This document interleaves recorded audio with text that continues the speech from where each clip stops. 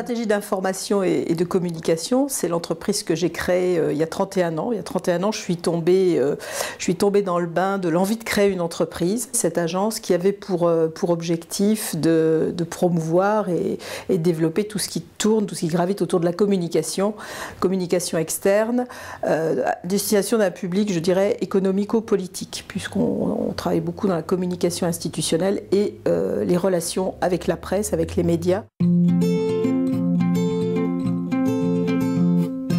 En 2001, il y a eu une loi qui avait été votée, il y a eu l'ouverture aux femmes dans la constitution des listes et par ailleurs, comme autre point, l'ouverture à la société civile.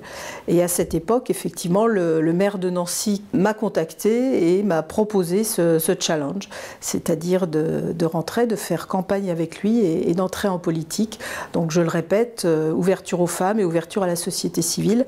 Et effectivement, j'ai répondu oui à ce challenge, tout simplement parce que, évoluant dans le monde, comme je le disais, économico-politique, là j'avais l'opportunité d'avoir un pied dans le monde politique pour pouvoir faire entendre aussi dans le monde politique un peu plus la voix des chefs d'entreprise. Le premier réseau dans lequel je me suis engagée était mixte, c'était la Jeune Chambre économique, donc avait justement une vocation économique, action vers la cité. Et je me suis aperçue des vertus d'un réseau à cette époque-là.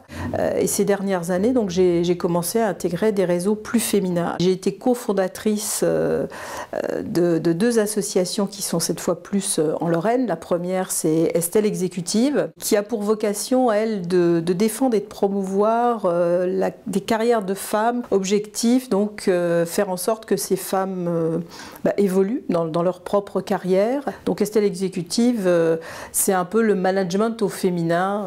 Et puis un autre réseau, c'est Entrepreneuriat au féminin, alors qui a une autre vocation, qui regroupe là des femmes chefs d'entreprise.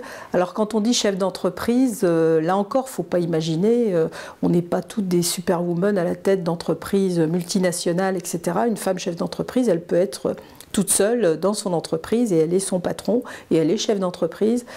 Ça peut être aussi, on peut être jeune chef d'entreprise à 50 ou 60 ans.